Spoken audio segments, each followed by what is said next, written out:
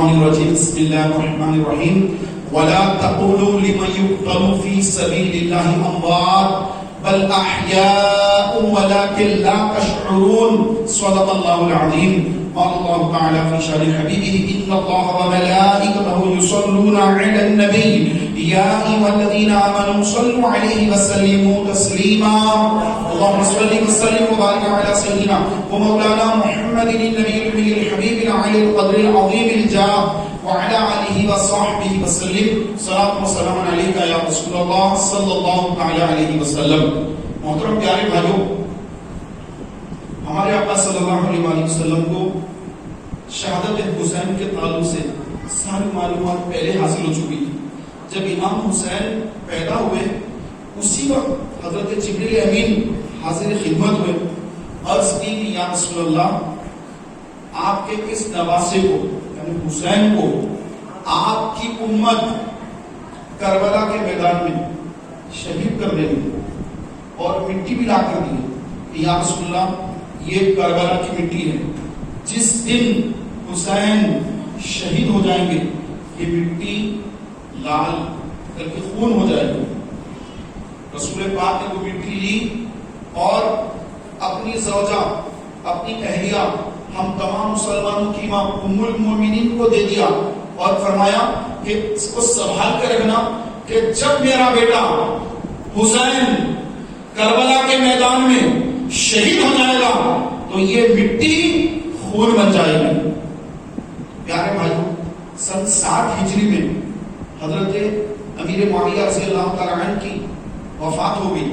آپ کو لقمہ مارا تھا جس سے آپ کی وفات ہو گئی اور آپ نے یزید کو تخت نشین کرنے سے پہلے اس کو اہل بیت کے بارے میں ڈرایا، اس کو وصیت کی کہ یزید یاد رکھ کہ اہل بیت سے، امام حسین سے یا خاندان نبوت کے کسی فرد سے مخالفت نہ کرنا، کسی کی مخالفت نہ کرنا، ان کا ادب کرنا، ان کی تعظیم کرنا، ان کا احترام کرنا. یہ کس نے وصیت فرمائی؟ حضرت امیر معاویہ رضی اللہ تعالی عنہ، انہوں نے وصیت فرمائی. تو یہ وصیت والا تو سب سنتا تھا لیکن عمل کچھ نہیں کرتا. جب آپ وفات آ گئے، اب 61 ہجری آ گئی، سن 60 ہجری میں آپ کا وصال ہو گیا. 60 ہجری میں یزید تخت نشین ہو گیا. جیسے تخت نشین ہوا ساتھ ہی ساتھ اس نے پورے علاقے کے اندر اپنے قاصد بھیجے اور جا کر کہا کہ اب میں مسلمانوں کا امیر بن گیا ہوں، امیر المومنین بن گیا ہوں، خلیفہ بن گیا ہوں اور میری خلافت کو تسلیم کرو، یعنی جو کچھ میں کر رہا ہوں اس کو تم صحیح کہو اور میرے ہاتھ پر بیعت کرو، اور اگر میرے ہاتھ پر بیعت نہیں کرو گے تو پھر اس کی سزا موت ہوگی. اس نے فرمان جاری کر دیا، لوگوں کو بھیج دیا مدینے کے پاس بھی، مدینہ منورہ میں بھی. وہاں کا قاصد آیا اور آ کر سیدھے امام حسین کے پاس گیا. اس کو معلوم تھا کہ اس وقت روئے زمین کی سب سے عظیم ہستی کوئی ہے، امام حسین. امام حسین سے افضل اس وقت روئے زمین پر کوئی ہستی نہ تھی. اور یزید جانتا تھا اگر اس ہستی کا ہاتھ میرے ہاتھ میں آ جائے اور یہ ہستی مجھ سے بیعت کر لے، میری خلافت کو تسلیم کر لے، اس کے بعد اب کوئی اور صحابی یا اہل بیت میں سے کوئی فرد اب مخالفت نہیں کر سکتا، کیونکہ سب سے بڑی ہستی نے جب قبول کر لیا. اور امام حسین کو بھی معلوم کہ اگر میں اس کے ہاتھ پر بیعت کر لوں گا، اس کے ہاتھ پر بیعت کر لوں گا تو پھر یہ جو گندگی پھیلاتا ہے، یہ جو میرے نانا جان کے دین کو خراب کر رہا ہے، اس کے بعد ساری امت، قیامت تک آنے والی امت گمراہ ہو جائے گی. دین کے اندر فتنہ پیدا کر دے گا یہ شخص. تو اس کے ہاتھ پر میں ہرگز بیعت نہیں کر سکتا. آپ نے انکار کر دیا کہ میں یزید کے ہاتھ پر بیعت نہیں کروں گا، کیونکہ یزید جو ہے شراب کا عالم ہے. جیسے ڈرنک آج کئی لوگ ڈرنک کرتے ہیں، مسلمان نہیں پیتے ہیں آج کل معذرت. اور یزید بھی شرابی تھا. شراب پینا، طرح طرح کے گناہ کرنا اس کی عام بات تھی. تو پیارے بھائیوں، امام حسین نے فرمایا کہ میں یزید کے ہاتھ پر بیعت نہیں کروں گا. چنانچہ آپ اس کی بیعت کا رد کیا اور مدینہ منورہ سے آپ نکل کر مکہ مکرمہ تشریف لے گئے. مکہ مکرمہ کیوں گئے مکہ مکرمہ؟ اس لیے کہ یزید کے ہاتھ پر بیعت نہ کر کر آپ نے یزید کو آپ نے ناراض کیا. اور یزید کی کوئی حقیقت ہی نہیں ہے. بظاہر وہ تخت نشین ہے لیکن وہ تو شرابی، گناہگار، فاسق، کون سے جتنی آج کے دور میں گالیاں ہیں وہ ساری گالیاں ایک طرف اور یزید نام ایک طرف رکھ دیں گے تو یہ یزید نام ان تمام گالیوں پر، بری باتوں پر بھاری پڑ جائے گا.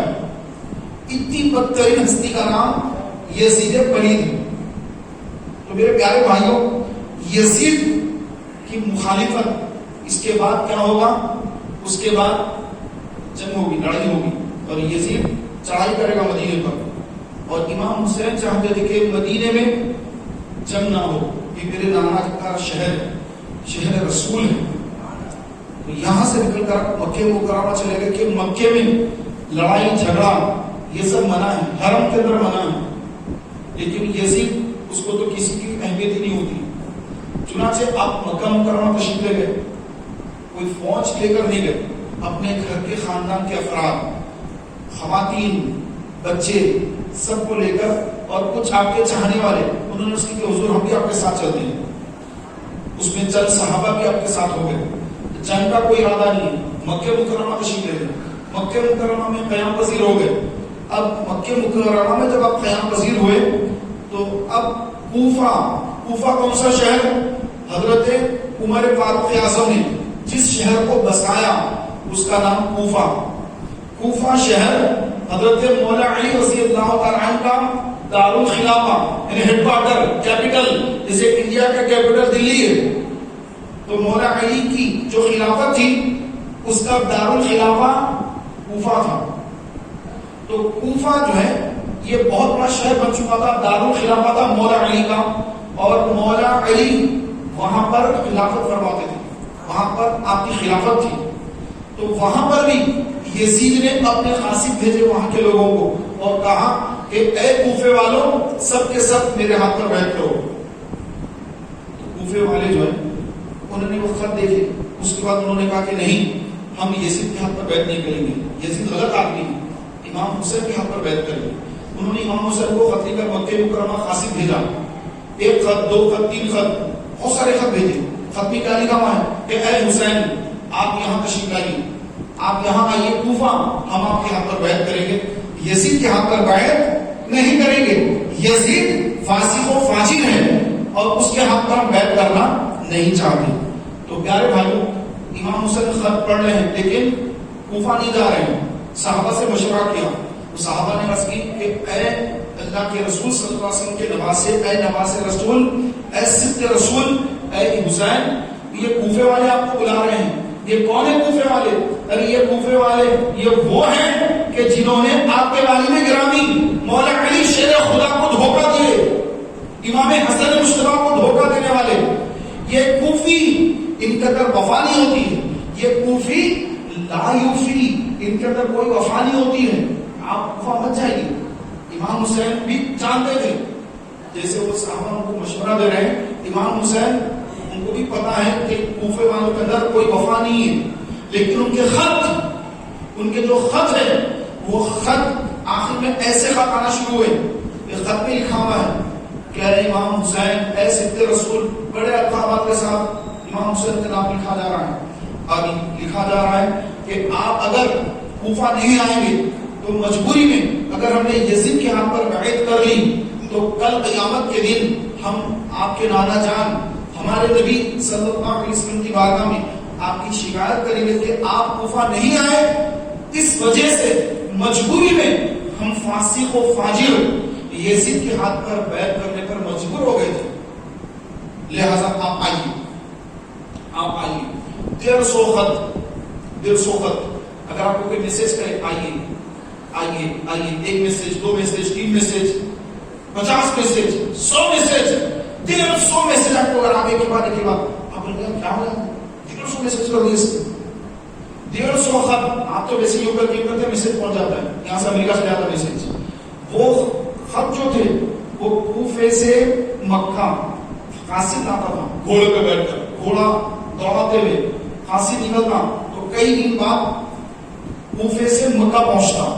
ایسے 150 خط کوفے والوں نے امام کی بارگاہ میں بھیجے، تو امام حسین نے اپنے رشتے کے بھائی حضرت مسلم بن عقیل رضی اللہ عنہ کو حکم فرمایا کہ اے مسلم بن عقیل، آپ جائیے کوفے والوں کی خبر لیجیے کہ واقعی ان کے اندر جذبہ ہے یا وہ دھوکہ دیں گے، اور میں آپ کو اپنا وکیل بناتا ہوں، آپ جا کر کوفے والوں سے بیعت لینا میرے نام کی، میں تمہیں اپنا وکیل بنا کر بھیج رہا ہوں۔ چنانچہ امام مسلم بن عقیل اپنے 2 شہزادوں کو لے کر مکے سے نکل کر کوفہ پہنچے، اور کوفے میں جا کر کوفے والوں کو جمع کیا اور جمع کر کے کہا کہ میں امام حسین کی طرف سے تمہارے پاس وکیل بن کر آیا ہوں، اگر تم واقعی امام حسین سے مخلص ہو تو میرے ہاتھ پر بیعت کرو، اور اگر میرے ہاتھ پہ بیعت کرو گے تو پھر میں امام کی بارگاہ میں قاصد بھیج کر خط بھجوا کر امام کو بھی یہاں بلا لوں گا۔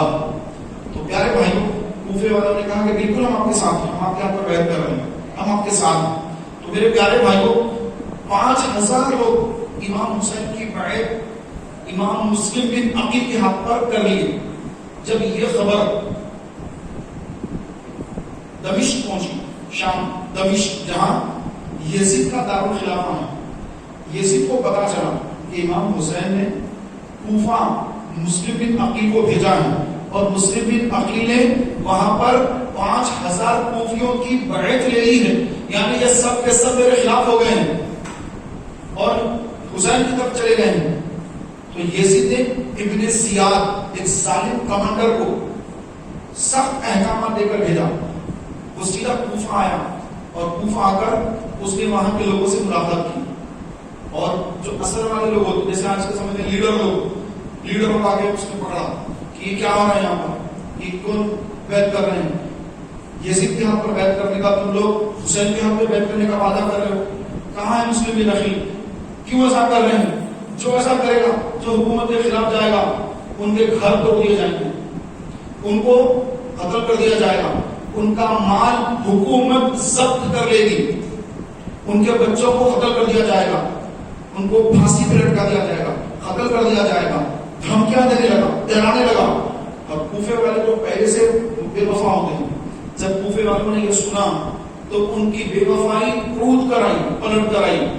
تو جب مشہور ہو گئی بات کی ابن زیاد دمشق سے آیا ہے، یزید کے فرامی لے کر آیا ہے، اور وہ دھمکی دے رہا ہے کہ اگر تم لوگ امام حسین کے ہاتھ پر بیعت کرو گے تو تم جو ہے سخت نقصان میں رہو گے، حکومت کی دھمکی ملی۔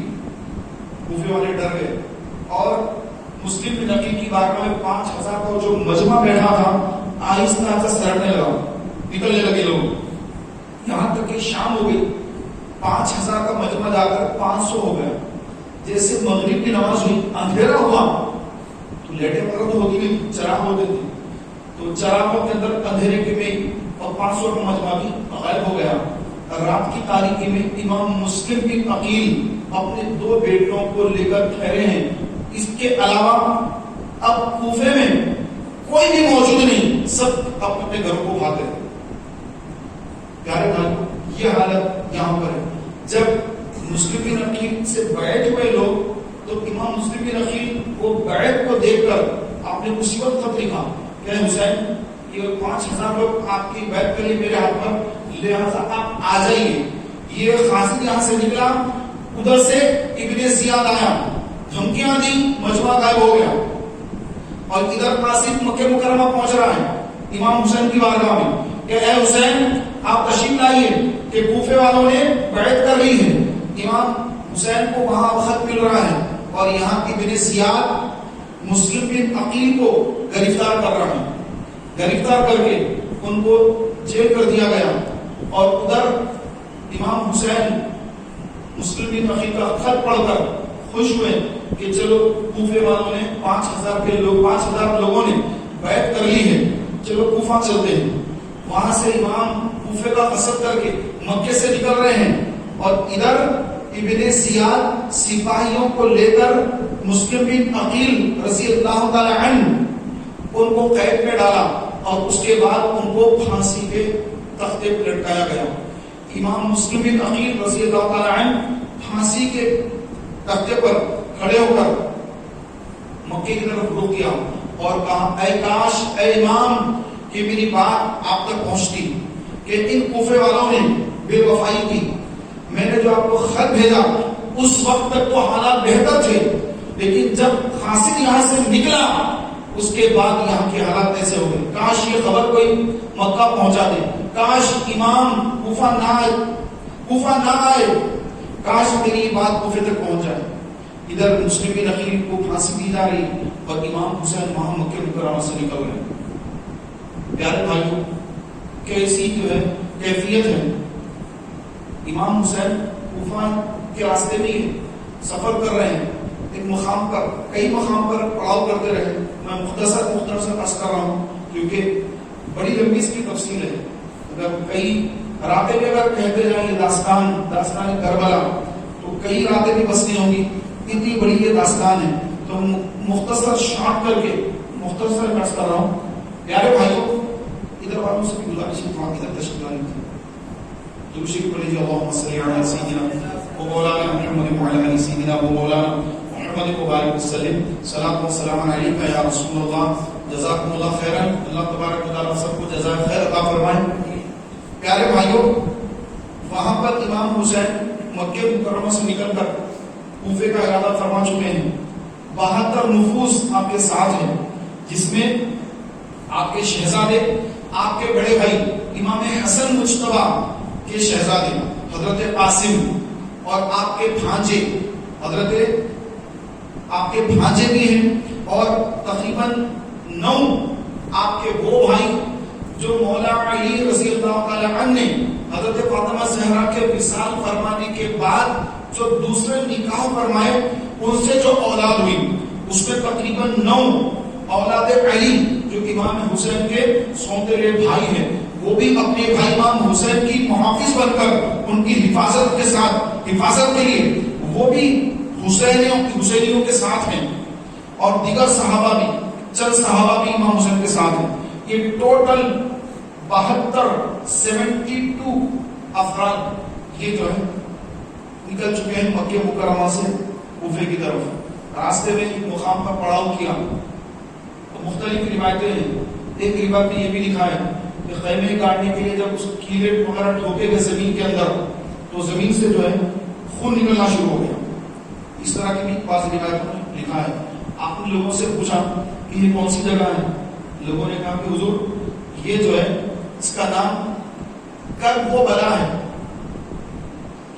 پھر آپ نے فرمایا، آپ نے اطراف دیکھ کے فرمایا کہ ہاں، جنگ صفین کے موقع پر جب میں اپنے بابا جان مولا علی اور میرے بڑے بھائی امام حسن مجتبیٰ کے ہمراہ صفین جا رہا تھا تو میرے والد گرامی مولا علی رضی اللہ تعالی عنہ اس مقام پر رک گئے تھے اور اس کے بعد فرمایا تھا کہ یہاں اہل بیت کے اونٹ رکے گے، یہاں پر خیمے ڈالے جائیں گے، اس مقام پر خیمے ڈالے جائیں گے اور اس مقام پر جنگ ہوگی اور اس مقام پر میرا بیٹا حسین شہید ہوگا.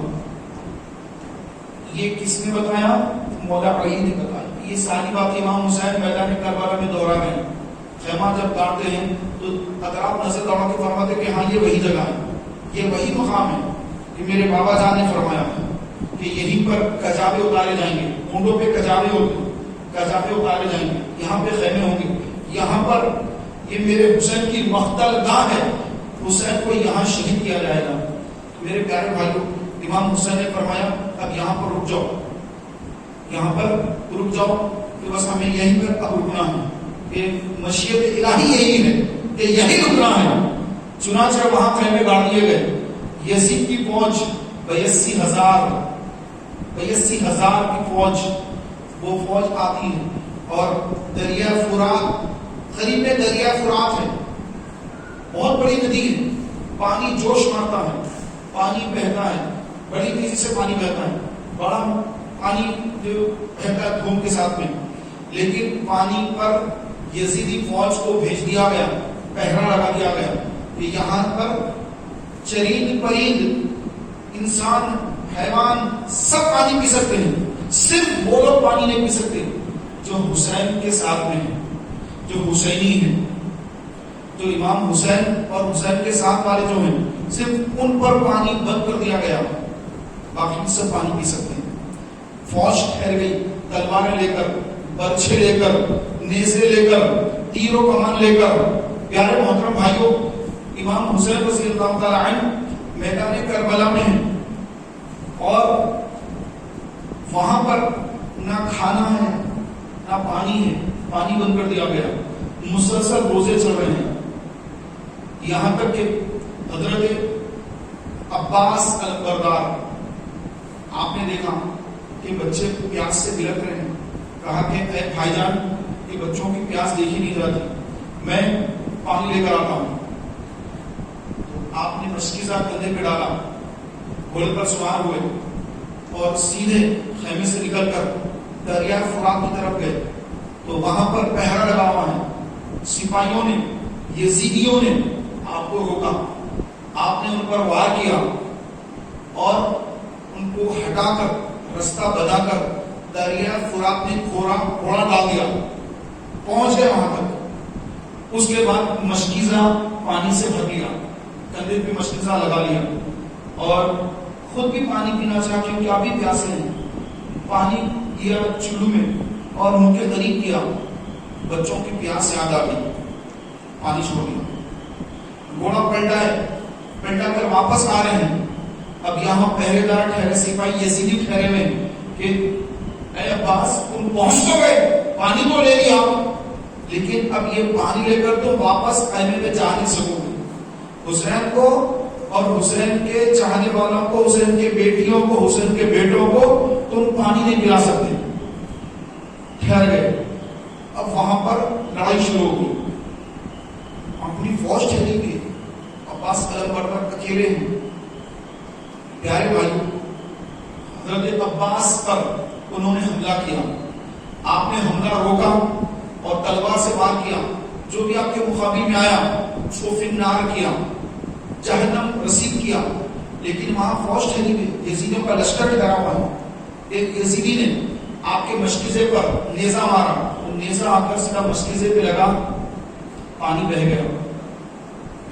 پانی بہنے سے پہلے مشکیزہ کو بچانے کے لیے آپ نے بڑی جتن کی، آپ کے ہاتھ پر ایک وار ہوا، ہاتھ پر وار ہوا تو آپ نے وہ مشکیزے کو الٹے ہاتھ میں لے لیا، الٹے ہاتھ میں، پھر الٹے ہاتھ پر تلوار کا وار ہوا، ہاتھ کٹ گیا تو آپ نے مشکیزے کو دانتوں سے پکڑ لیا۔ جب یزیدیوں نے دیکھا کہ یہ ہاتھ سے بچائے تو یہ ہاتھ میں لیے، یہ ہاتھ سے بچائے تو پھر انہوں نے اپنے منہ میں مشکیزہ پکڑ لیا، تو انہوں نے نیزہ مارا سیدھا مشکیزے پر اور نیزے سے پورا پانی بہہ گیا۔ آپ کو بڑا صدمہ ہوا کہ یہ پانی حسین تک نہیں پہنچا سکا، خیموں تک پانی لے جا نہیں سکا، یہ پانی بچوں تک، چھوٹے چھوٹے بچے پیاس سے بلک رہے ہیں، وہ پانی تک لے جا نہیں سکا، دونوں بازو کٹ گئے، ہاتھ کٹ گیا، یہ ہاتھ کٹ گیا، خون بہ رہا ہے، لہو لہان ہے۔ اس کے باوجود پیارے بھائیوں، آپ نے چاہا کہ کس طرح پھر پانی کا انتظام کرے، لیکن ان لوگوں نے پے در پہ حملے کیے اور نیزے پھینک پھینک کر، تیریں چلا چلا کر، اور یہاں تک کہ قریب آ کر انہوں نے تلواروں سے بھی وار کیا، یہاں تک کہ آپ گھوڑے سے نیچے زمین پہ تشریف لائے، جام شہادت نوش فرما لیا۔ انا للہ و انا الیہ راجعون۔ امام حسین جب آپ کو خبر ہوئی کہ عباس شہید ہو گئے ہیں تو آپ کو بڑا صدمہ ہوا، آپ نے فرمایا میری کمر ٹوٹ گئی، کیونکہ بھائی جو ہوتا ہے وہ بڑا مددگار ہوتا ہے۔ آپ نے فرمایا کہ اب میری کمر ٹوٹ گئی۔ پھر آپ فرات کی طرف آئے اور حضرت امام عباس علمبردار رضی اللہ تعالی عنہ کی لاش مبارکہ کو اٹھا کر خیمے میں لے آئے کہ دیکھو یہ بھی جام شہادت نوش کر لیے، لاشوں کی یہاں پر لہر لگی ہوئی ہے۔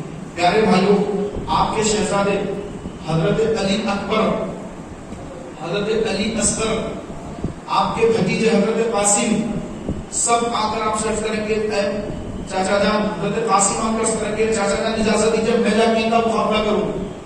آپ ان کو اجازت دے رہے ہیں، وہ جا کر جامع شہادت نوش کر رہے ہیں. بیٹے علی اکبر، بڑے بیٹے، 3 بیٹے ہیں آپ کے، علی اکبر، علی اوسط، علی اصغر، یہ 3 آپ کے بیٹے ہیں.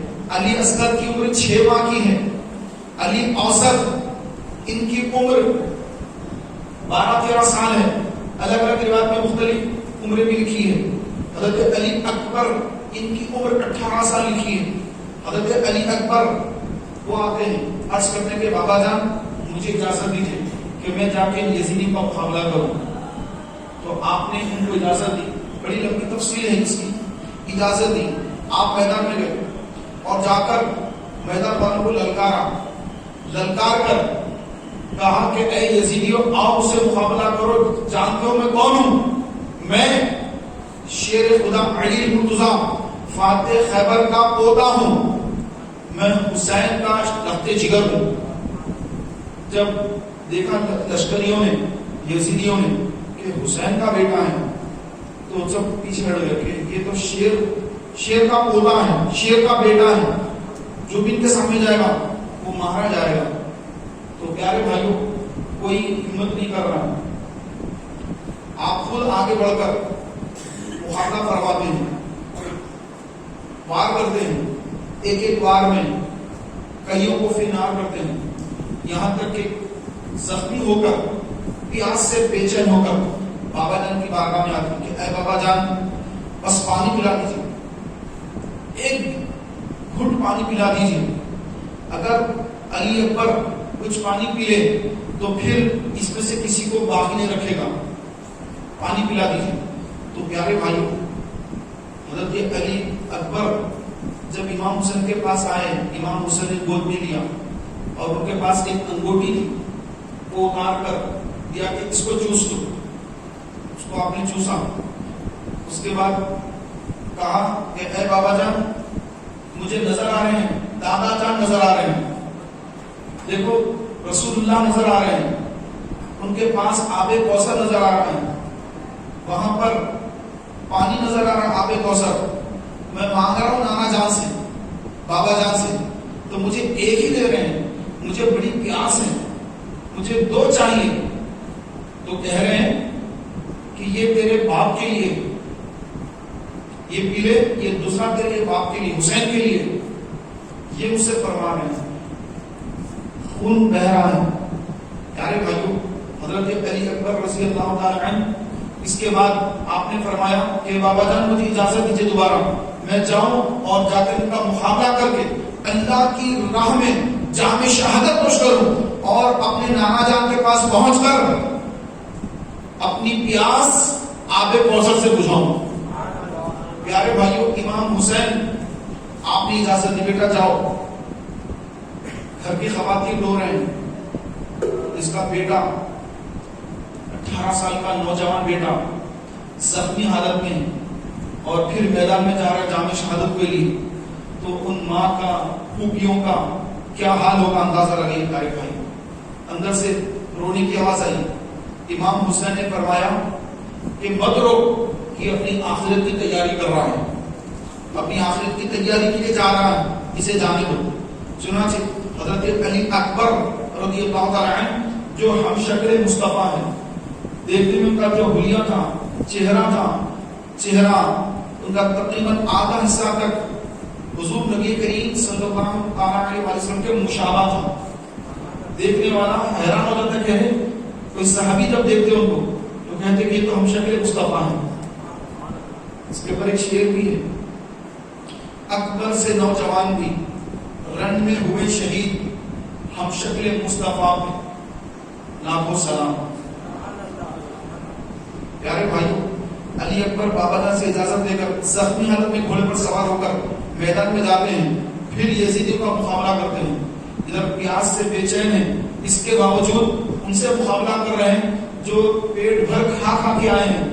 تو کئیوں کو فنار کر کے آپ نے بھی جامع شہادت نوش فرما لیا اور آپ کو اٹھا کر امام حسین خیمے میں لائے کہ علی اکبر بھی شہید ہو گئے. وہاں پر خواتین کی رونے کی آواز آنے لگی کہ اکبر، علی اکبر بھی شہید ہو گئے.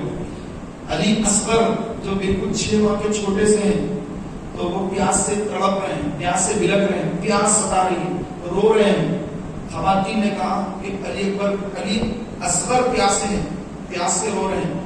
تو آپ نے فرمایا اسے مجھے لاؤ، انہیں مجھے دو.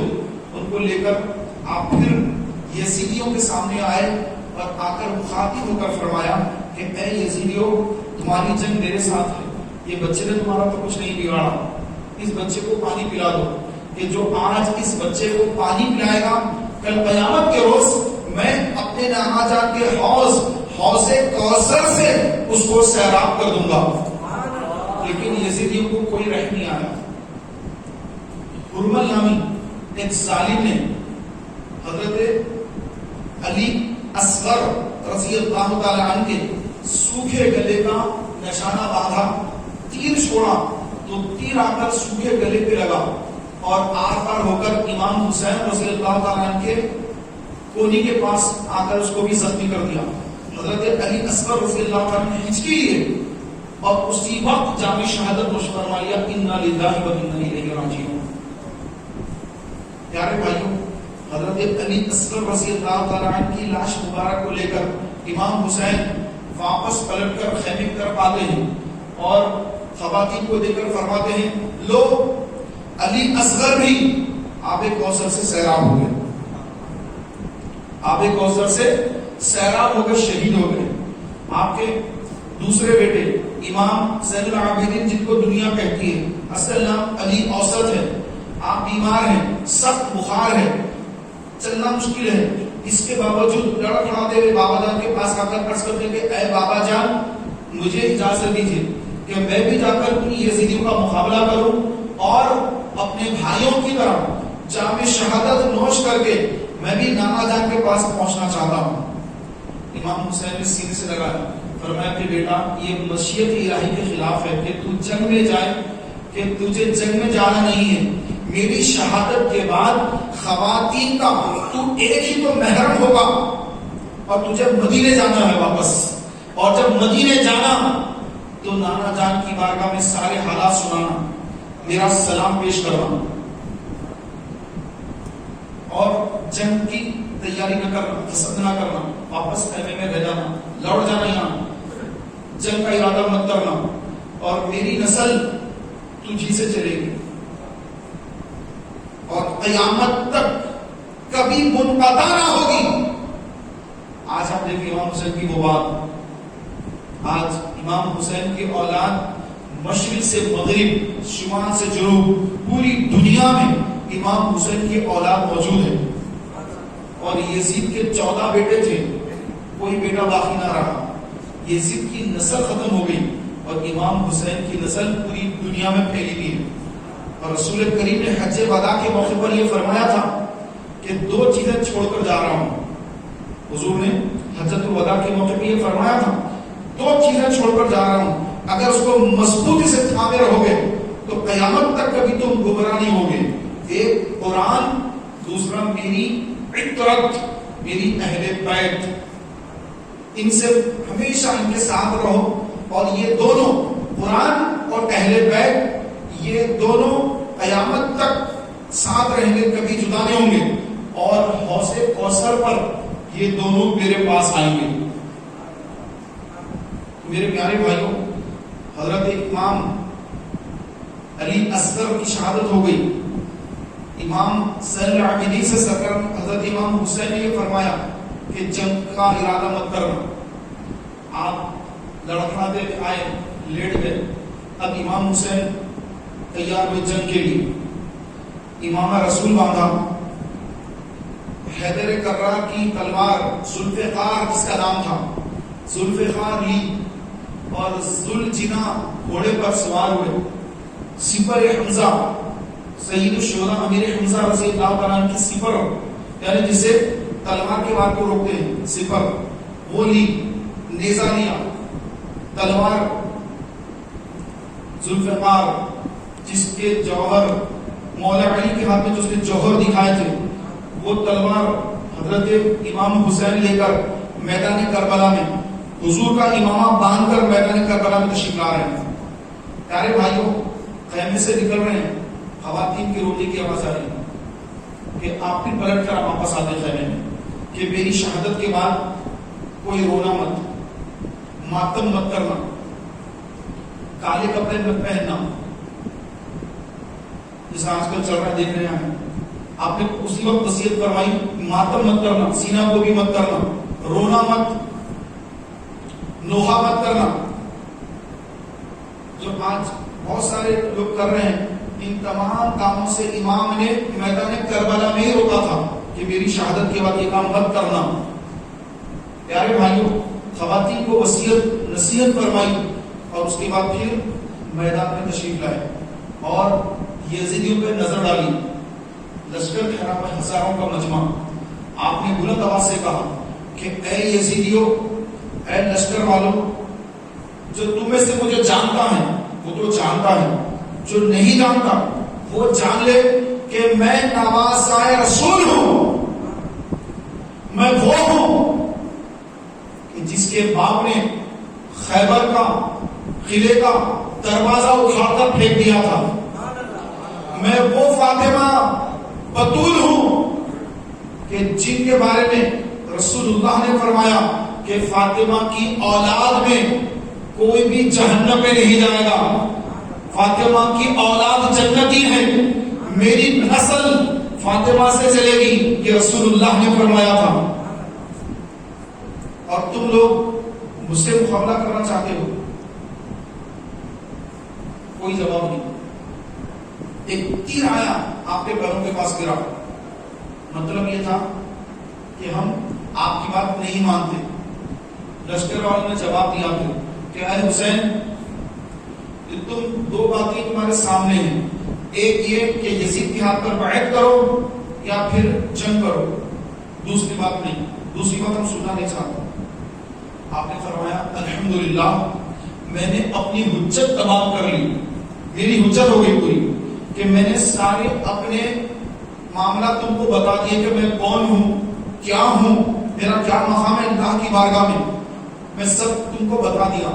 کل قیامت کے دن تم میں سے کوئی بھی اب یہ نہیں کہہ سکتا اللہ کے حضور کہ اے اللہ ہم کو معلوم نہیں تھا کہ حسین کون ہے، ہمیں معلوم نہیں تھا کہ نواسۂ رسول ہے، ہمیں معلوم نہیں تھا کہ یہ مولا علی کے شرحت جگر ہیں، جگر گوشائیں بطول ہیں، ہمیں نہیں معلوم تھا. یہ کل تم میں سے کوئی نہیں کہہ سکتا، میں نے اپنی حجت تمام کر دی. پھر آپ نے فرمایا کہ اگر تم لوگ نہیں مانتے تو میں واپس جانا چاہتا ہوں، مجھے واپس جانے دیا جائے. تو انہوں نے کہا کہ نہیں، آپ بیعت کریں یزید کے ہاتھ پر، یزید کے ہاتھ میں ہاتھ دے دیں، بیعت کریں. آپ نے فرمایا کہ یزید کے ہاتھ پر بیعت نہیں ہو سکتی. اس پر شعر لکھا گیا، شاہ است حسین، بادشاہ است حسین، دین است حسین، دی پناہ است حسین، سرداد نداد دست در دست یزید، حق کے بنائے لا الہ است حسین. حسین بادشاہ ہے، شاہ است حسین یہ فارسی ہے، حسین بادشاہ ہے. دین است حسین، حسین دین ہے. دین پناہ است حسین، حسین تو دین کو پناہ دینے والے ہیں. سرداد نداد دست در دست یزید، سر دے دیا مگر اپنا ہاتھ یزید کے ہاتھ میں نہ دیا. حقہ کے بنا لا الہ است حسین. حقیقت تو یہ ہے کہ لا الہ الا اللہ کی بنیاد ہی حسین ہے. پیارے بھائیوں، آپ نے فرمایا کہ اگر تم لوگ مجھے واپس بھی جانے نہیں دیتے اور یزید کے ہاتھ پر بیعت کرنے پر مجبور کرتے ہیں اور میں نے تم کو اپنے بارے میں سب بتا دیا، میری حجت سب ہو گئی، اور اس کے باوجود تم مجھ سے جنگ کرنا چاہتے ہو تو آؤ مقابلہ کرو میرا، آؤ مقابلے کو. دعوت دی آپ نے مقابلے کی. کسی یزیدی میں ہمت نہیں، سب کے سب ڈرپوک دور دور ٹھہرے ہوئے ہیں، کوئی سامنے مقابلے کو نہیں آ رہا ہے. تو آپ نے پھر للکارا، ہے کوئی اس سے مقابلہ کرنے والا سامنے آئے. لشکر کا لشکر ٹھہرا ہے، کوئی یہ نہیں کہہ رہا کہ میں مقابلہ کروں گا. حسین 3 دن سے روزے کی حالت میں مسلسل روزے چل رہے ہیں، نہ سحری ہے، نہ افطار ہے، نہ پانی ہے. امام حسین کے روزے چل رہے ہیں، 3 دن سے بھوکے پیاسے ہیں، اور وہاں کھانا ہے، وہاں پر کھانا، پانی، عیاشی کی چیزیں سب کچھ یزیدی لشکر میں موجود. اور امام للکار رہے ہیں کہ آؤ مجھ سے مقابلہ کرو. کسی یزیدی میں ہمت نہیں تنہا مقابلہ کرنے کی، تنہا مقابلہ. پھر آپ نے فرمایا کہ مقابلہ نہیں کر سکتے، میرے سامنے نہیں آتے تو لو بچاؤ اپنے آپ کو، بچاؤ اپنے آپ کو. یہ فرما کر آپ گھوڑا آگے بڑھاتے ہیں. یزیدی لشکر میں گھوڑا گھسا دیتے ہیں، گھوڑا اندر داخل فرما دیتے ہیں، لشکر میں گھس جاتے ہیں گھوڑے کے ساتھ. ہاتھ میں ننگی تلوار ہے. سبحان اللہ، کیا منظر دیکھا ہوگا آسمان نے. پیارے بھائیوں، نواز رسول امام حسین رضی اللہ تعالی عنہ ہزاروں کے لشکر میں گھس کر ان کے سر اڑا رہے ہیں. ایک ایک وار حیدر کرار کی تلوار ذوالفقار جب امام حسین کے ہاتھ میں چمک رہی ہے، یزیدی لشکر کانپ رہا ہے، اور امام حسین جس طرف گھوڑا دوڑا رہے ہیں وہاں پر انبار لگا رہے. لاشوں کی ایک ایک وار میں یزیدیوں کے سر اڑتے نظر آ رہے ہیں. سر اڑ رہے ہیں، کٹ نہیں رہا ہے، اڑ رہے ہیں. اور اندازہ لگائیے کہ کیسا وار ہوگا. کسی کے وار پر تو تلوار سے تو گردن کٹتی ہے، لیکن مورخین نے لکھا ہے کہ تلوار کے وار سے یزیدیوں کے سر اڑتے نظر آ رہے تھے. سبحان اللہ. تو پیارے بھائیوں، تلوار چل رہی ہے اور سر اڑ رہے ہیں. یزیدی لشکر تتر بتر ہو رہا ہے. جدھر امام حسین کا گھوڑا دوڑا ہے، یزیدی لشکر تتر بتر ہو کے بھاگتا نظر آ رہا ہے. امام ادھر جاتے ہیں، لشکر تتر بتر ہوتا ہے. امام ادھر سے گھوڑا ادھر دوڑاتے ہیں، ادھر کا لشکر تتر بتر ہو رہا ہے. ادھر سے ادھر گھوڑا دوڑا رہے ہیں، لاشوں کی انبار لگا رہے ہیں. یزیدی لشکر میں کوہرام مچ گیا کہ یہ کیا ہو گیا، یہ کیا ہو گیا. جدھر حسین گزر رہے ہیں لاشوں کی انبار لگ رہے ہیں. فرمان امام حسین ایک جگہ پر رک کے فرمایا کہ اگر ایک پیالہ اگر پانی مجھے مل جائے، ایک پیالہ پانی اگر مجھے مل جائے تو پھر ان میں سے کوئی واپس اپنے گھر نہیں پہنچ سکتا. جب لشکریوں نے دیکھا کہ حسین کو ہرگز پانی نہ دیا جائے، امام حسین نے دیکھا کہ دریا فرات جوش مار رہا ہے. آپ نے چاہا کہ دریا فرات تک پہنچ کر پانی پی لیا جائے، تو یہاں پر یزیدیوں نے جھوٹ بات کہی کہ اے حسین، تم پانی پینے جا رہے ہو اور یہاں تمہارا خیمہ لٹ رہا ہے، خیمے پر حملہ ہو گیا، خیمہ لٹ رہا ہے. امام حسین ادھر سے گھوڑا دوڑا کر خیمے کی طرف آئے، دیکھا کہ خیمہ لٹ نہیں رہا ہے، خیمہ جیسا تھا ویسا ہی ہے. تو آپ نے سمجھ لیا کہ مجھے پانی پینے سے روکنے کے لیے ان یزیدیوں نے مجھ سے جھوٹ کہا، مجھے پانی سے روکنا چاہا. کوئی بات نہیں، بغیر پانی کے ہی ان کا مقابلہ کرتا ہوں. چنانچہ پھر آپ میدان کارزار میں تشریف لے گئے. یزیدیوں نے دیکھا، ابن سعد نے دیکھا، عمرو ابن سعد نے دیکھا، دیگر بڑے بڑے جو کمانڈر تھے انہوں نے دیکھا کہ حسین سے کوئی مقابلہ کر ہی نہیں سکتا، لہذا ان کو اطراف سے گھیرا جائے، بڑا گھیرا بنا کر گھیرے کو تنگ کیا جائے اور دور سے ہی تیر چلائے جائیں، نیزے پھینکے جائیں، برچیاں پھینکی جائیں. تلوار سے مقابلہ ہم نہیں کر سکتے. پیارے بھائیوں، دور سے تیر مارے جا رہے ہیں، نیزے برچیاں پھینکی جا رہی ہے. امام حسین کہ کوئی تیر آ کر ہاتھ پہ لگ رہا ہے، کوئی آپ کے پیر مبارک پہ لگ رہا ہے، آپ کا گھوڑا ذوالجنا اس پر بھی تیر لگ رہے ہیں، اس پر بھی نیزوں کے وار ہو رہے ہیں، وہ بھی زخموں سے چور ہو چکا ہے، اس سے بھی خون بہ رہا ہے. گھوڑا زخمی ہے، امام حسین زخمی ہیں، 72 زخم آپ پر آ گئے ہیں. ظہر کا وقت ہے، آپ نے گھوڑا روک دیا.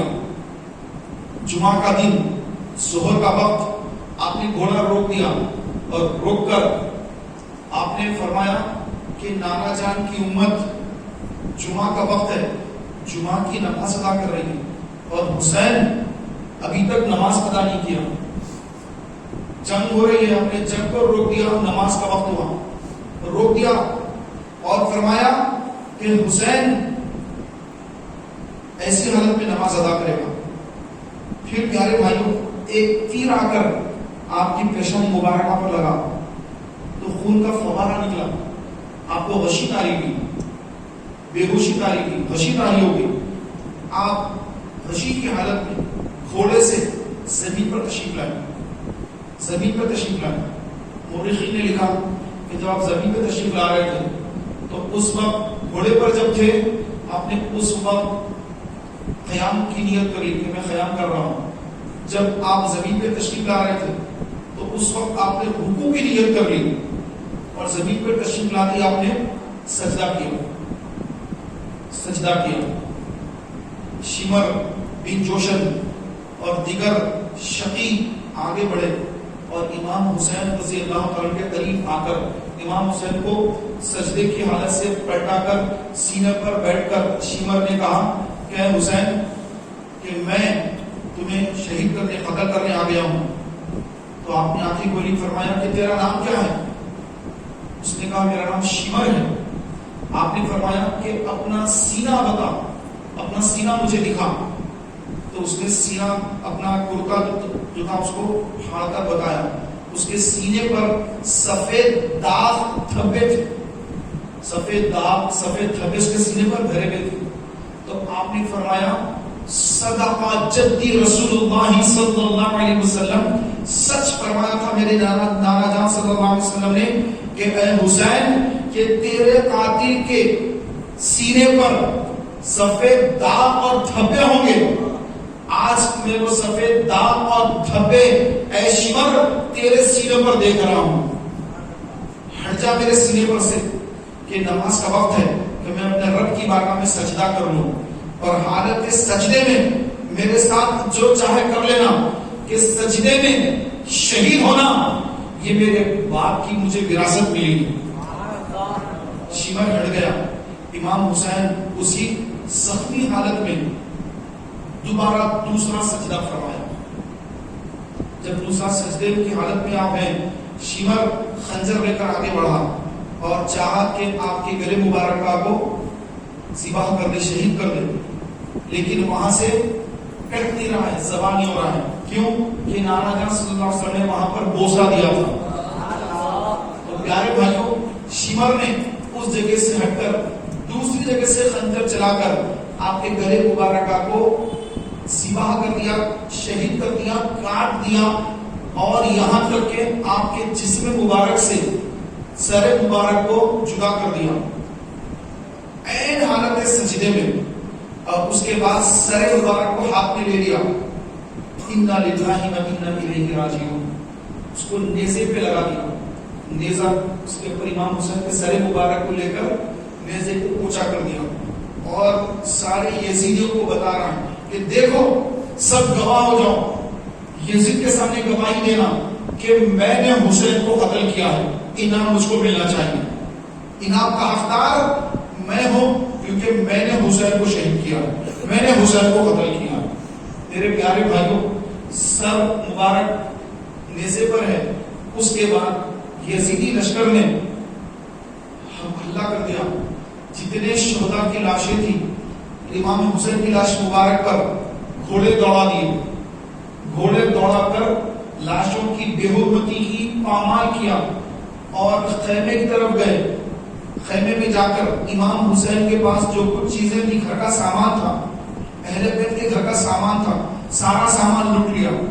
ان کی اہل بیت اطہار کی چادریں کھینچی, چادریں پاک, جو وہ چادریں رسول اللہ کے گھرانے کی چادریں, جس گھرانے سے دنیا میں پردہ آیا, جس گھرانے نے دنیا میں پردہ لایا, ان کے گھروں کی خواتین کے چادروں کو, پردوں کو یزیدیوں نے کھینچ لیا اور ان کو گرفتار کر لیا گیا, سارا مال لوٹ لیا گیا. اور اس کے بعد ان کو اونٹوں پر سوار کر کے, ان کو اسیر بنا کر, قیدی بنا کر, ایک ایک اونٹ پر بغیر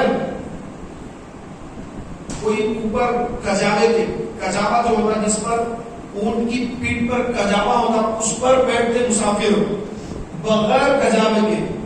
اونٹوں کی ننگی پشت پر، پیٹھ پر تین خواتین کو سوار کر دیا گیا، ان کو باندھ دیا گیا. تصور کیجیے، اللہ اکبر. ان کو باندھ کر پیارے بھائیوں وہاں سے کربلا سے کوفہ لایا گیا. پھر کوفے سے ابن زیاد نے، اسیرہ نے کربلا کو اور سرائے مبارکہ کو جو نیزوں پر تھے، سارے سرائے مبارکہ کو یہ یزیدیوں نے نیزوں کے اوپر سرائے مبارکہ رکھ کر ہاتھ میں اٹھا لیا. سامنے سرائے مبارکہ جا رہے ہیں، پیچھے اونٹوں پر اسیرہ نے کربلا، رسول اللہ کے گھر کی خواتین، رسول اللہ کی نواسیاں، بیٹیاں، ان کا قافلہ پیچھے آ رہا ہے. ان کو گرفتار کر کے باندھ دیا گیا. سرائے مبارکہ سامنے ہے. پیارے بھائیوں، ابھی جو میں نے ایک شعر پڑھا مولانا حسن رضا خان صاحب کا، سر شہیدان محبت کے ہیں نیزوں پر بلند اور اونچی کی خدا نے قدر و شان اہل بیت. کہ سرائے مبارکہ کو اللہ نے اور بلندی عطا فرمائی، اونچا کر دیا. اور یہ جو منظر تھا پیارے بھائیوں، یہ منظر نہ جانے کیسا لوگوں نے دیکھا ہو. آج کل اس کی نقل اتار کر علم بنائے جاتے ہیں، علاموں میں رکھے جاتے ہیں. یہ حرام ہے. علاموں میں جو آپ دیکھتے ہیں، علم بی بی فاطمہ کا علم، امام حسین کا علم، ایک تو محلہ حسینی علم ہے نا، حسینی علم، تو یہ محلہ رکھ دیا گیا، نام رکھ دیا گیا حسینی علم. تو ہم اہل سنت و جماعت کے پاس نہ علاوے ہیں، نہ ہمارے پاس یہ جو بناتے ہیں علم ان کا علم ان کا علم، گھٹیاں چڑھاتے ہیں، کھوپڑے کی گھٹیاں، منتیں مانتے وہاں جا کر. اور بی بی کا علم کہا جاتا ہے، ہیرے لگا دیے اس کو، 6 ہیرے لگے ہوئے. تو یہ تمام چیزیں بدعات، خرافات اور گمراہیت، ضلالت اور ہر قسم کی اہل بیت سے محبت کے دعوے کر کر یہ گمراہ ہونے والے لوگوں کی کارستانیاں جو آج بھی چل رہی ہیں. ابھی بھی آپ جائیں گے دیکھیں گے تو یہ ماپے میں لگا ہوگا. اور ہمارے بھولے بھالے سنی جن کو کچھ معلوم نہیں ہوتا ہے، وہ جا کر کے وہ بھی وہاں پر جب پہنچ جاتے ہیں، اپنی فوٹو کھینچا کر فیس بک پر ڈال دیتے ہیں کہ ہم بھی بی بی کا نام آ گئے. ارے جاہل کیوں گیا وہاں پر؟ تو مسجد آتا نماز پڑھتا، تو وہاں کیوں گیا؟ نہیں، میرے پیر صاحب بھی گئے تھے. تو آج کل ایسے بھی پیر نظر آئیں گے جو کتابوں میں دکھیں گے آپ کو. ایسوں سے لوگ بیٹھ ہو جاتے ہیں اور پیر صاحب کے ساتھ مرید بھی پیچھے پیچھے بھاگ کر کے ہمارے پیر جا رہے ہیں. پیر بھی گمراہ، مرید بھی گمراہ. میرے پیارے محترم بھائیوں، امام حسین رضی اللہ تعالی عنہ کا سر مبارک نیزے پر ہے اور قرآن پاک کی آیت کی آپ تلاوت فرما رہے ہیں. قرآن پاک کی آیت کی تلاوت فرما رہے ہیں. تو یہ جو میں نے شروع میں قرآن پاک کی آیت کی تلاوت کی تھی، وَلَا تَقُولُوا لِمَنْ يُقْتَلُ فِي سَبِيلِ اللَّهِ أَمْوَاتٌ بَلْ أَحْيَاءٌ وَلَكِنْ لَا تَشْعُرُونَ، کہ جو اللہ کی راہ میں مارے جائیں، شہید ہو جائیں، انہیں مردہ نہ کہو. شہید ہو گئے، جسم الگ ہو گیا، سر مبارک الگ ہے. قرآن فرما رہا ہے مردہ مت کہنا. قرآن کا حکم ماننا پڑتا، ایک تو کافر ہو جاتا. قرآن فرما رہا ہے کہ مردہ مت کہو بلکہ وہ زندہ ہے. بل احیاء، بلکہ وہ زندہ ہے. وَلَٰكِن لَا تَشْعُرُونَ، تمہیں شعور نہیں، تم کو نہیں معلوم، تمہیں شعور نہیں ہے، تمہیں سمجھ نہیں ہے، تم سمجھ نہیں سکتے، تمہیں نہیں معلوم وہ زندہ ہے. تو میرے پیارے بھائیوں، امام حسین کا سر مبارک تلاوت کر رہا ہے اور ساتھ ان پورے شہداء کے سر مبارکہ ہے. دمشق کو جا رہے ہیں قافلہ. بڑی اس کی لمبی تفصیل ہے، میں بہت کچھ چھوڑ دیا، بہت کچھ ذہن میں ہے، بہت کچھ چھوڑ دیا. مختصر عرض کر رہا ہوں کہ یزید کے پاس جب یہ قافلہ پہنچا، امام حسین کے سر مبارک کو نیزے سے اتار کر کشت میں رکھ کر یزید کے سامنے پیش کیا گیا، تو یزید پلید اس نے کیا کیا، اس کے ہاتھ میں چھڑی تھی، سر مبارک جب اس کے پاس لایا گیا تو اپنی چھڑی سے سر امام حسین کی توہین کرنے لگا اور امام حسین کے ہونٹ مبارک کو، لبھائے مبارکہ کو اپنی چھڑی لگا کر ٹچ کرنے لگا۔ وہ منظر ایک صحابی رسول دربار یزید میں موجود تھے، انہوں نے فرمایا کہ اے یزید، اے پلید، اپنی ناپاک چھڑی امام حسین کے لبھائے پاک سے ہٹا لے، کہ میں نے اپنی آنکھوں سے دیکھا ہے کہ رسول اللہ صلی اللہ علیہ وسلم نے ان لبھائے مبارکہ کو بوسہ دیا ہے، اور تو اپنی ناپاک چھڑی امام حسین کے پاک لبوں کو لگاتا ہے۔ تو فوراً یزید پلٹ کے دیکھ کر کہا، اگر تو صحابی نہ ہوتا تو میں تیری گردن مار دیتا، کہ تو صحابی ہے اس کے طرح ادب کر کے چھوڑ رہا ہوں۔ تو وہ صحابی نے فرمایا، واہ، بڑی صحابیت کا تجھے خیال ہے، نواسہ رسول کو تو شہید کر دیا اور صحابیت کی بات کرتا ہے۔ یہ فرما کر آپ دربار یزید سے باہر نکل گئے۔ پیارے بھائیوں، یزید جو ہے جب دیکھا کہ امام حسین کا سر مبارک سامنے لایا گیا اور لوگوں کے اندر دمشق میں لوگوں میں ہلچل مچی ہوئی ہے، لوگ غم میں ڈوبے ہوئے ہیں، نواسہ رسول کو شہید کر دیا گیا، یزید کو بھی انفارمیشن مل گئی کہ شہر کے لوگ امام حسین کی شہادت پر غم زدہ ہیں، لوگوں کے صرف جسم میرے ساتھ ہے، دل حسین کے ساتھ ہے۔ گھبرایا یزید اور اس کے بعد کہا کہ کس نے ان کو شہید کر دیا؟ میں تو زندہ لانے کو کہا تھا، شہید کس نے کر دیا؟ اب یزید کی یہ فرمان جاری ہوتے ہی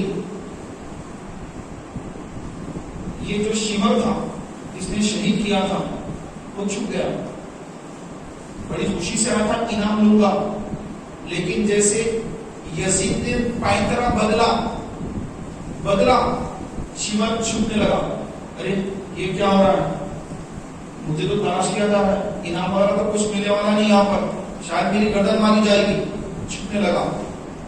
پیارے بھائیوں، حضرت امام صلی اللہ علیہ وسلم ان کو پیش کیا گیا۔ امام صلی اللہ علیہ وسلم سے یزید نے کہا کہ اے حسین کے شہزادے، دیکھو یہ تو میں نے نہیں کہا، میں تو کربلا میں تھا بھی نہیں، پتہ نہیں کس نے کر دیا، اب جو ہونا تھا ہو گیا، اب آپ کیا چاہتے بولیے۔ تو حضرت علی اوسط، امام سجاد، امام زین العابدین رضی اللہ تعالی عنہ، آپ نے فرمایا کہ مجھے امید نہیں کہ تو مجھے میری بات کو تسلیم کرے گا۔ تو اس نے کہا کہ آپ حکم کریے، میں آپ کی بات مانوں گا۔ تو کہا کہ یزید میری 3 باتیں قبول کر۔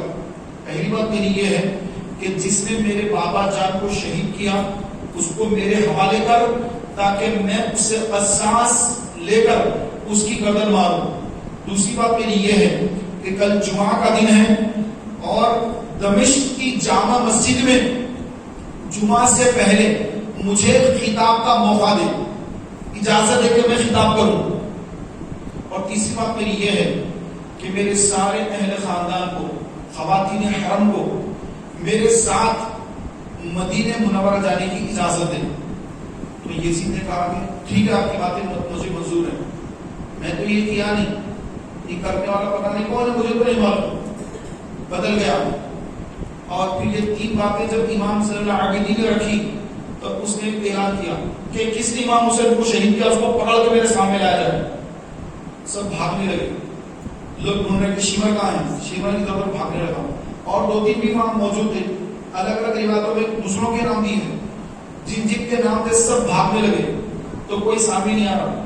یزید نے جب دیکھا کہ کوئی پکڑ کے نہیں لا رہے ہیں تو اس نے کہا کہ دیکھو شہزادے، دیکھو نواسہ رسول، کہ یہ جو قتل قتل حسین کا معاملہ ہے اس کو آپ چھوڑ دیں. آپ کی 2 باتیں مانتا ہوں. کل جمعے کے دن خطاب کریں آپ، اور آپ کو حرم کی خواتین کے ساتھ مدینے جانے کی میں اجازت دیتا ہوں. بحفاظت آپ کو مدینہ پہنچا دیا جائے گا. دوسرے دن جمعہ کا دن ہے. امام زین العابدین منبر پر تشریف لائے. اس کے بعد آپ نے خطاب فرمایا. امام زین العابدین کا خطاب مجمع اہل دمشق بے چین کے امام حسین کے لگتے جگر جو کربلا سے آئے ہیں، حسین کی شہادت ہو گئی ہے. اب خطبے میں، خطاب میں، بیان میں، تقریر میں کیا فرمائیں گے؟ مسجد بھر گئی، بیٹھنے کی جگہ نہیں، مجمع کھچا کے بھرا ہوا ہے. حضرت امام زین العابدین خطبہ دینے لگے. ایسا بلبل انگیز خطبہ آپ نے دیا، کیونکہ خطابت تو اس گھرانے کی کنیز ہے. خطابت کے وہ جوہر دکھائے کہ مسجد کے اندر مجمع پھوٹ پھوٹ کے رونے لگا، پھوٹ پھوٹ کے رونے لگا. وہ منظر دیکھ کر یزید گھبرا گیا کہ مجمع کہیں مجھے ابھی آ کے مارنا دے، یہ سارا سیدھا یزید ہے. تو یزید گھبرا کر مؤذن سے کہا کہ اے مؤذن اذان دے جلدی جلدی، یہ بیان ختم کر، یہ بیان کیسے چلے گا؟ تو یہ سارا کا سارا مجمع نہیں بلکہ سارا دمشق میرے خلاف ہو جائے گا. مؤذن کو کھڑا دیا، مؤذن کھڑے کے اذان دینا شروع کر دیا، اللہ اکبر اللہ اکبر. جب مؤذن اشہد ان محمد رسول اللہ پر آیا، امام زین العابدین نے انگلی کا اشارہ کر کے کہا کہ اے مؤذن اسی نام کا واسطہ رک جاؤ، کیونکہ رسول اللہ کا نام لے رہا ہے. اشہد ان محمد رسول اللہ. مؤذن گھبرا کر رک گیا. امام نے اپنی تقریر مکمل کی. اس کے بعد جلدی جلدی خطبہ دیا گیا، نماز جمعہ پڑھی گئی. اور جمعہ کے بعد اب یزید نے کہا کہ زین العابدین، امام زین العابدین کے ساتھ جتنی خواتین ہیں سب کو مدینہ بھیجنے کا انتظام کیا جائے. انتظام ہونے لگا. پیارے محترم بھائیوں، یہ یزید مجمع کو دیکھ کر جب اپنی بات بدل دیا تو اس کی بیوی جو اندر تھی تو اس نے وہاں عورتوں کے اندر یہ بات پھیلا دی کہ یزید نے نہیں کیا بلکہ عمرو ابن سعد نے کیا، شمر نے کیا، اور فلاں نے کیا، فلاں نے کیا، ابن زیاد نے کیا. سب کے نام لیے اپنی شوہر کو بچانے لگی. یہ کیا ہو گیا؟ ہائے ہائے ہائے ہائے. ماتم شروع کر دی، عورتیں بھی اس کے ساتھ ماتم شروع کر دی. تو سب سے پہلا ماتم جو ہوا امام حسین کی شہادت کے بعد وہ یزید کے گھر میں ہوا. اور آج بھی دیکھ رہے ہیں ماتم، آج بھی ماتم ہو رہا ہے. تو یہ ماتم کرنا یہ اہل بیت کا طریقہ نہیں ہے. امام زین العابدین نے یا رسول اللہ کے گھر کی خواتین نے ماتم نہیں کیا. ماتم کس نے کیا؟ یزید کی بیوی نے ماتم شروع کیا. یزید کے چاہنے والوں نے لوگوں کو گمراہ کرنے کے لیے کہ ہم تو حسین کے چاہنے والے تھے، حسین سے بات چیت کر کے مسئلہ حل کرنا چاہتے تھے، لیکن اس نے کیا، اس نے کیا، کس نے کیا، دوسروں کے نام ڈالے شروع کر دی.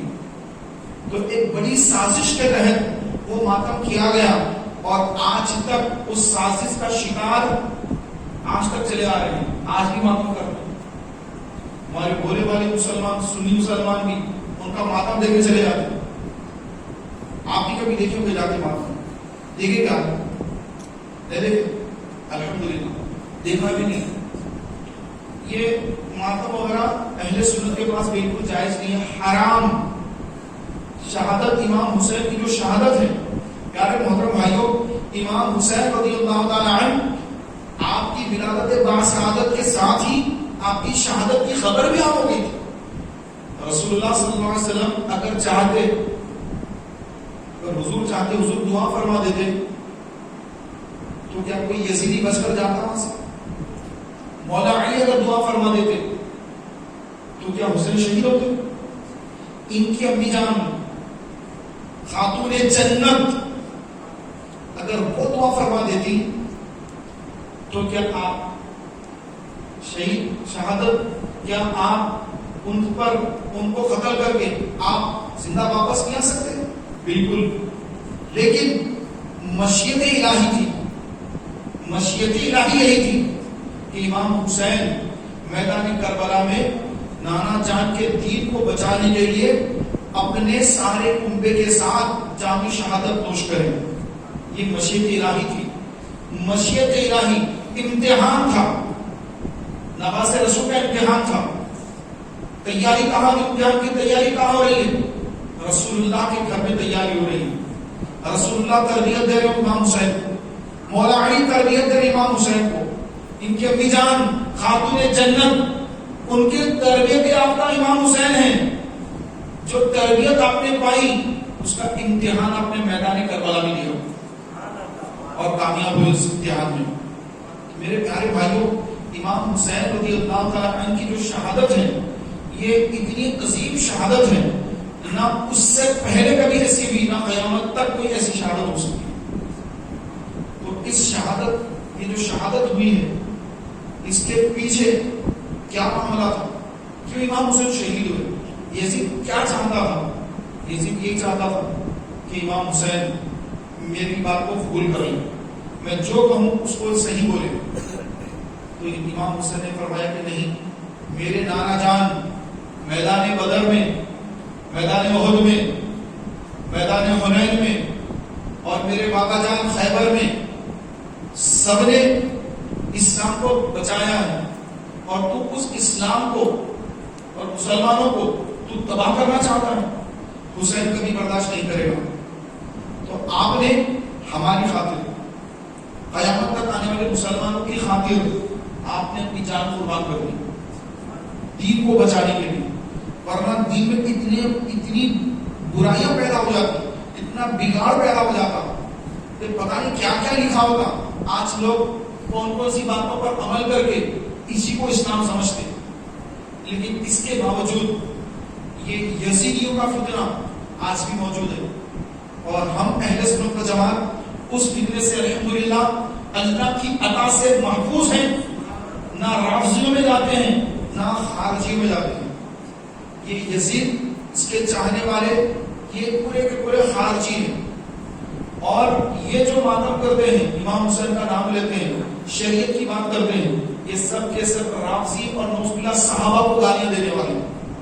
اپنے گھر کے کتوں کے نام صحابہ کے نام پر کتوں کے نام رکھتے ہیں. یہ رافضی ان کو گالیاں دیتے ہیں, کتوں کو مارتے ہیں اور صحابہ کے نام کتوں کے رکھتے ہیں. ہمارے شہر حیدرآباد کے اندر بھی اس طرح کی حرکتیں ہوتی ہیں, آپ کو خبر نہیں ہوتی. تو ان سے دور رہیے تاکہ ایمان سلامت رہے.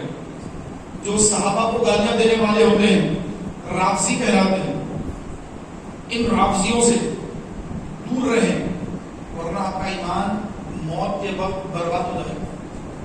امام حسین کی محبت یہ عین ہر سنی کے دل میں امام حسین کی محبت ہے. ہر سنی امام حسین سے محبت کرنے والا ہے, ہر سنی امام حسین کا غلام ہے. حسین سے ہر مسلمان محبت کرتا ہے. ہر مسلمان کیا, دنیا کا ہر انسان امام حسین سے محبت کرتا ہے. ہر انسان امام حسین سے محبت کرتا ہے. لیکن وہ لوگ جن کے بارے میں سرکار نے فرمایا کہ اے علی, کہ تمہارے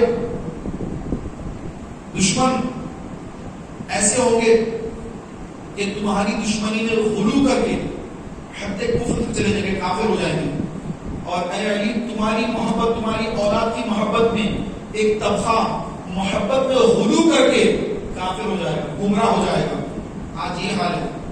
ایک طرف آپ کو خارجی جو اپنے آپ کو ہم حدیث پہ عمل کرنے والے فلاں ہیں کہتے ہیں, ہاتھ نہیں اوپر کے نماز پڑھتے ہیں, اور تائید کسی کرتے ہیں, یزید کی تائید کرتے ہیں. یزید کو رحمت اللہ علیہ رضی اللہ تعالیٰ عنہ لکھتے ہیں. یزید کو, یزید کے نام سے سڑکیں بناتے ہیں, یزید کے نام سے مدرسے بناتے ہیں. یہ اہل بیت کے دشمن خارجی کہلاتے ہیں.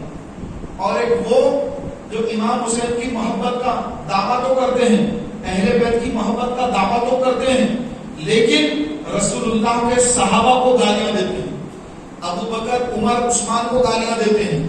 آپ کو پتا ہے کہ مولا علی نے اپنے شہزادوں کے نام ابو بکر رکھے ہیں. ابو بکر رکھا, عمر رکھا, عثمان رکھا, اور وہ سب کے سب میدان کربلا میں امام حسین کی حفاظت میں جام شہادت نوش کروائے. نام پڑھے ہوں گے آپ. ابھی کل کے دن دیکھیں واٹس ایپ پر اس میں جو مہاتر نام آنے شروع ہو جائے گی, گروپ ہے تو سب گروپوں میں پھر وہ جو رنوان شروع ہوگا, آپ دیکھیں کہ اس کے اندر نام ابو بکر بھی ملے گا آپ کو, نام عمر بھی نام ملے گا, عثمان بھی نام ملے گا. یہ کون ہے؟ یہ مولا علی نے اپنے شہزادوں کے نام ان ناموں پر رکھے جن سے آپ محبت کرواتے تھے. ابو بکر سے محبت, عمر سے محبت, عثمان سے محبت, تو ان سے محبت تھی اسی لیے ان کے ناموں پر اپنے شہزادوں کے نام رکھے. اور یہ رابسی کہتے ہیں کہ مولا علی کی حضرت عمر کی لڑائیاں ہوتی تھی, ابو بکر سے لڑائی ہوتی تھی, عثمان سے نہیں جمتی تھی, لڑائیاں ہوتی تھی, یوں ہوتا تھا, یوں ہوتا تھا. یہ سب بکواس اور جھوٹی باتیں پھیلاتے ہیں اور اس میں ہمارے چند سنی بھی گھس کر ان کی باتوں میں آ کر گمراہ ہو جاتے ہیں. تو میرے پیارے بھائیوں, یہ جو اہل سنت و جماعت ہے, یہ اہل سنت جماعت, یہ امام حسین کی چاہنے والی جماعت, اہل بیت سے محبت کرنے والی جماعت, صحابہ سے محبت کرنے والی جماعت, اسی جماعت کے اندر الحمدللہ سارے کے سارے اولیاء اللہ اور سارے کے سارے اہل بیت. امام حسین نے فرمایا تھا کہ میری نسل تجھ سے چلے گی اور قیامت تک کبھی منقطع نہ ہوگی. تو امام حسین کی ہی نسل میں سرکار بغداد حضور غوث اعظم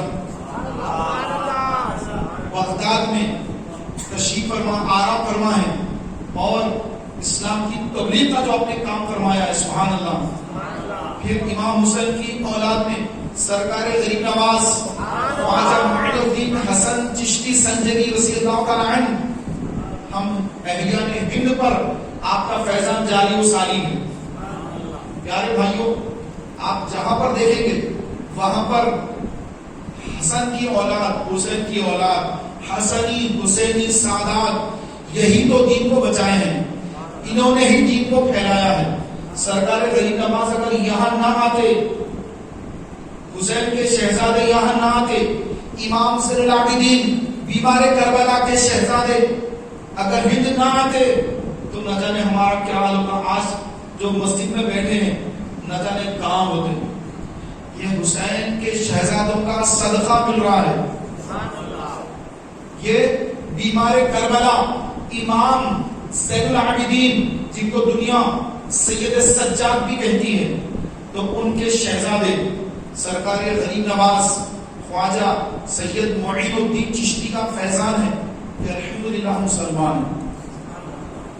پیارے بھائیوں, ہم ان اولیاء اللہ سے محبت کرتے ہیں اور ان کی تعلیمات یہی ہے کہ اہل بیت سے بھی محبت, صحابہ سے بھی محبت, اور یہی درس امام احمد رضا فاضل بریلوی دیتے ہیں.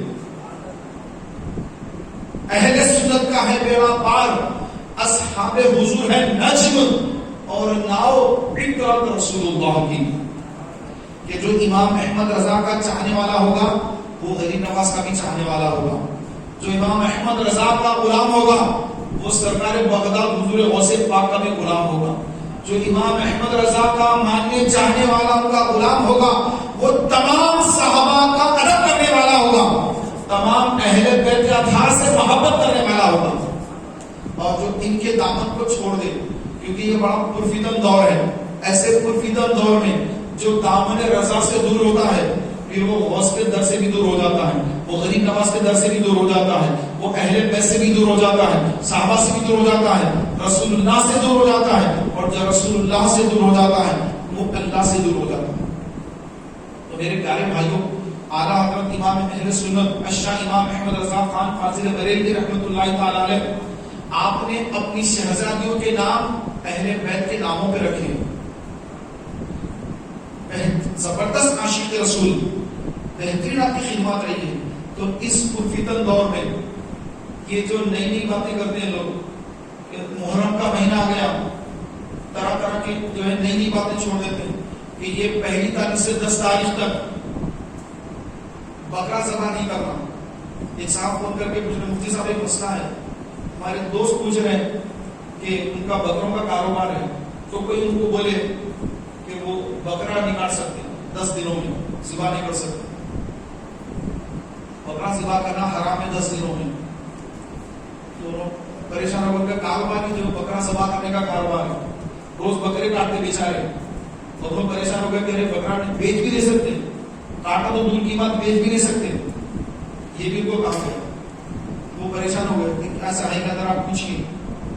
تو پھر میں نے ان کو بتایا کہ بھائی ایسا کچھ بھی نہیں ہے. 10 محرم امام حسین رضی اللہ عنہ کی شہادت کا دن ہے. اس دن ہم سنی مسلمان روزہ رکھتے ہیں.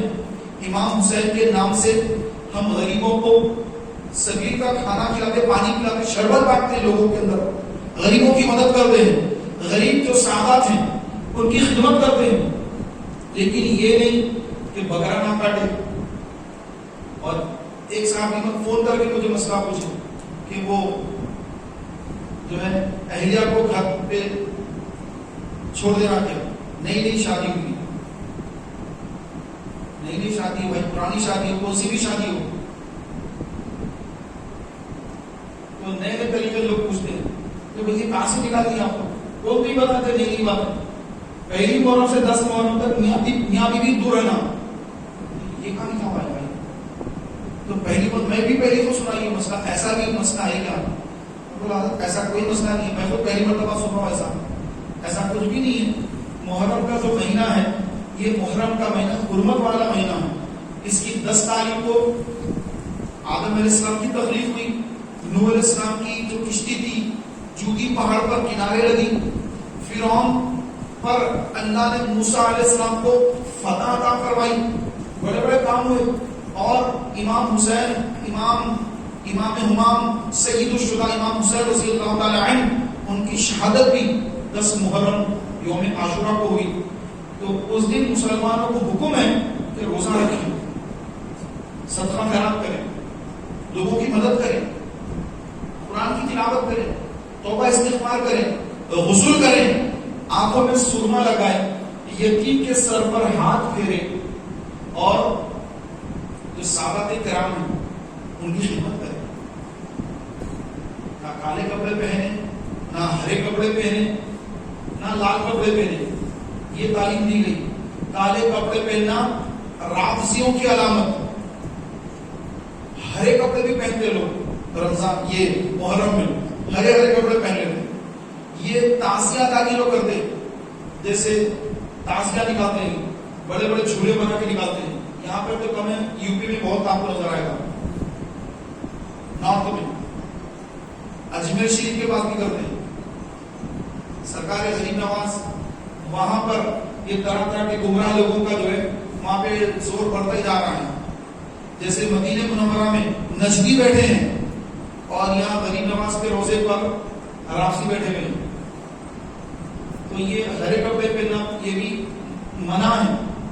اور لال کپڑے جو پہنتے ہیں، لال کپڑے، یہ خارجوں کی نشانی ہے کہ امام حسین کی شہادت پر خارجی خوش ہوتے ہیں کہ یزید کامیاب ہو گیا سمجھتے ہیں، اور امام حسین شہید ہو گئے. تو خوشی میں جو ہے خارجی لوگ لال کپڑے پہنتے ہیں. تو کالے کپڑے رافضی، ہرے کپڑے تعزیہ داری کرنے والے گمراہ بدعتی، اور لال کپڑے پہننے والے خارجی دشمنان اہل بیت. تو سنی جو ہوتے ہیں تو ان تمام چیزوں سے، ان تمام لباس سے پرہیز کرتے ہیں ان دنوں میں، کہ کوئی یہ نہ سمجھے کہ بھائی انہوں رافضی کالے کپڑے پہن کے پھر رہے ہیں، ہرے کپڑے پہن کے پھر رہے ہیں، لال کپڑے پہن کے پھر رہے ہیں. تو یہ کام منع ہے. تو یہ کپڑے نہ پہنے جائیں. نہ کالا امامہ باندھے، نہ کالے کپڑے پہنے، نہ ہرے کپڑے پہنے، نہ لال کپڑے پہنے. تو یہ چیز منع ہے. اور پیارے محترم بھائیوں، باقی اس سے ہٹ کر میاں بیوی شادی بھی جو ہے تھوڑے دن پہلے شادی میں نئی دلہن ہو، پرانی دلہن ہو، کون سی بھی دلہن ہو، تو اس کو اپنے ماں کے گھر کو جانا نہیں ہے، بلکہ شوہر کے پاس ہی رہنا ہے، روزے رکھنا ہے، شوہر کے لیے سحری افطار کا پکوان کرنا ہے. ارے تم کہاں چلے جائیں گے چھوڑ کر؟ تو یہ غلط طریقہ ہے. تو ایسا کہیں جانا نہیں ہے. بکرے ذبح کرنے والے جو بھائی ہیں قریشی بھائی، ان کو روزانہ بکرے کاٹنا ہے. 10 محرم کو بھی کاٹنا ہے، 9 کو بھی کاٹنا ہے، روز کاٹنا کا کاروبار ہے. تو 10 محرم سے یا محرم کے ان 10 دنوں میں بکرے نہیں کاٹنے کی کوئی حدیث نہیں ہے. کسی عالم دین نے، کسی مفتی نے نہیں کہا، کسی ہماری امام نے نہیں کہا. تو یہ بالکل ایسا کچھ بھی نہیں ہے. عام دین ہے سب دن.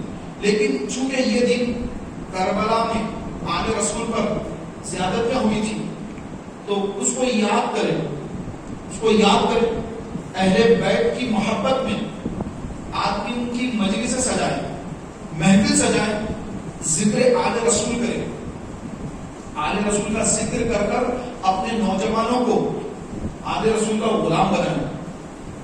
امام حسین نے شریعت کو بچانے کے لیے جامع شہادت نوش کیا تو اپنے بچوں کو تیار کریں کہ تم بھی حسینی غلام بنو اور دین کے لیے اپنی بڑی سے بڑی چیز قربان کرنے کے لیے امام حسین کو دیکھو، ان کی کتابیں پڑھو اور تم بھی تیار رہو۔ یہ دنوں میں امام حسین کا ذکر کریں، ان کی شہادت کا ذکر کریں، یہ سننے کو کرنا ہے۔ محفل حسین سجائیں، نعت کی محفل سجائیں، منقبت امام حسین پڑھیں، یہ کرنا ہے، باقی دوسری چیزیں نہیں کرنا ہے۔ انشاءاللہ تبارک و تعالیٰ کل بھی 1 بجے سے، کل دن میں 1 بجے سے مغرب تک تاجدار کربلا کانفرنس کی دوسری نشست ہوگی، 1 بجے سے مغرب تک، بیچ میں ظہر بھی آئے گی، عصر بھی آئے گی، تو آپ 1 بجے آنا ہے، آئیں گے انشاءاللہ، تصدیق تعداد میں تشریف لائیں گے انشاءاللہ۔ 1 بجے سے انشاءاللہ تبارک و تعالیٰ تلاوت کلام پاک سے محفل کا آغاز ہو جائے گا، مناقب اہل بیت پڑھی جائے گی اور آپ نے بھی پڑھنا سو انشاءاللہ تعالیٰ، کیونکہ ہم امام حسین کے چاہنے والے ہیں، ان کی ذکر کی محفلوں میں شریک ہونے والے ہیں، اور ان کے نام کا جو لنگر ہوتا ہے، لنگر حسینی، اس سے بھی ہمیں استفادہ کرنا ہے افطار کے بعد۔ تو جنہوں نے آج کا روزہ رکھا الحمدللہ، تو کل کا بھی رکھنا ہے، جو آج کا نہیں رکھ سکے تو ان کو چاہیے کہ کل اور پرسوں یعنی 10 اور 11 کا روزہ رکھے۔ اور اگر کسی مسلمان بھائی کا ماہ رمضان کا روزہ قضا باقی ہے، پچھلی زندگی میں کچھ روزے باقی رہ گئے، ہر سال 2 4 6 8 روزے چھوٹتے رہے، تو ان کو چاہیے کہ یہ نفلی روزے رکھنے کے بجائے وہ قضا عمری کی نیت کرے، نفلی روزے کی نیت نہ کرے، بلکہ یہ نیت کرے، روزہ تو عاشورے کے دن رکھے، نیت کیا کرے؟ نیت یہ کر لے کہ ان کے لیے جن کے رمضان میں روزے چھوٹے ہیں، وہ یہ نیت کرے کہ یا اللہ ماہ رمضان کا فرض روزہ جو میں نے ادا نہیں کیا، جو میرے ذمے باقی ہے، میں وہ قضا روزہ رمضان کا ادا کر رہا ہوں، وہ یہ نیت کر لیں۔ باقی روزہ تو وہی ہوتا ہے، صرف نیت بدلنا ہوتا ہے، تو نیت نفلی کے رکھنے کے بجائے قضا عمری کی نیت کر لیں ہم، کیونکہ نفل کی پوچھ نہیں ہے قیامت کے دن، فرض قضا روزے کی پوچھ ہے کہ رمضان میں جو روزہ چھوٹ گیا اس کی پوچھ ہے قیامت کے دن، تو جس کی پوچھ ہے پہلے وہ ادا کرے، باقی نفلی جتنے چاہ رکھے۔ اللہ تعالیٰ کی بارگاہ میں دعا کہ مولا تبارک و تعالیٰ ہم سب کو امام حسین کی سچی محبت عطا فرمائے اور اہل بیت کی محبت عطا فرمائے، انہی کی محبت میں زندہ رہنے، انہی کی محبت میں جامع شہادت نوش کرنے کی سعادت عطا فرمائے۔ آمین بجاہ النبی الامین صلی اللہ تعالیٰ علیہ